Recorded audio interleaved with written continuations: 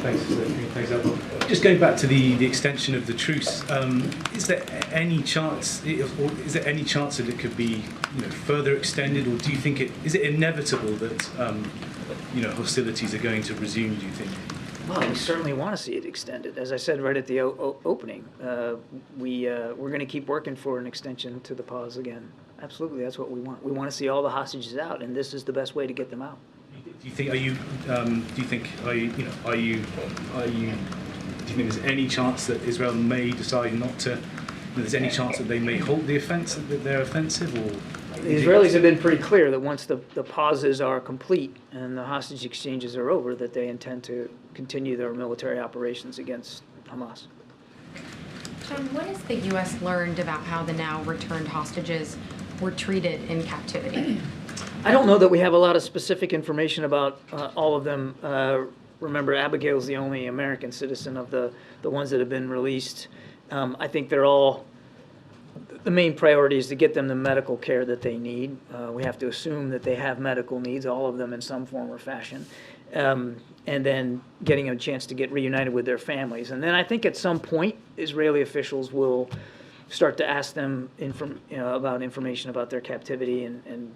But I would leave it to these individuals and the Israeli government to speak to what that looked like.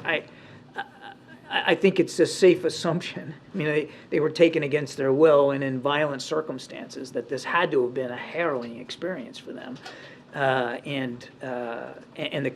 We also have to assume that the conditions in which they were being held were obviously less than ideal, given what Hamas has proven capable of doing. But I just don't have a whole lot of specific information on each and every one.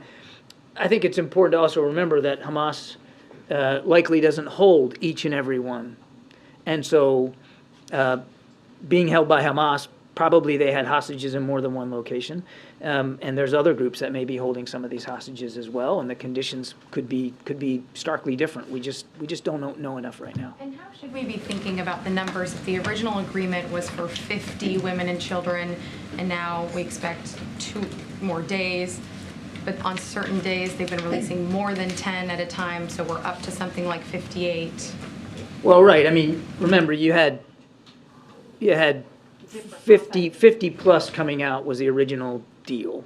It wasn't just, I think it was a little bit more than 50, which they agreed to.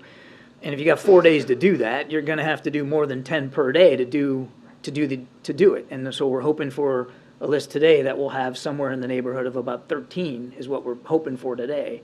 So that's just basic math, trying to do 50 in 4 days.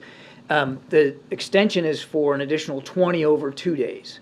And so we'll see how that shakes out. And then finally, what does the 2-day extension mean for getting more aid into Gaza, and what will the U.S. be able to help facilitate in terms of those 48 hours? It's a great question. With every single day, and this is the part of this hostage deal that probably doesn't get as much attention as it deserves, it has allowed for a surge of humanitarian assistance into Gaza. I just gave you the numbers today, 200 trucks just today. And that brings, again, since the 21st, it gives a total over 2,000, including fuel. And that's not insignificant. That fuel is now getting in tens of thousands of gallons per day. So another 2 days, I mean, my goodness, that gives you the chance for dozens more trucks and tens of thousands of more gallons of fuel that can get into Gaza to people in need. So we're going to take advantage of every hour of every day that there's a pause to try to help the people of Gaza.